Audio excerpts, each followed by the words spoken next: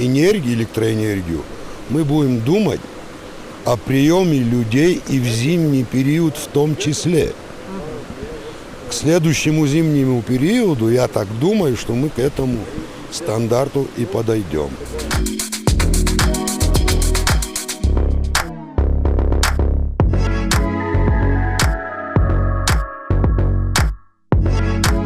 Честно говоря, мы давно планировали построить мини-ГЭС в урочище Аватхара, потому что, сами понимаете, работа на дизеле и экономически невыгодна.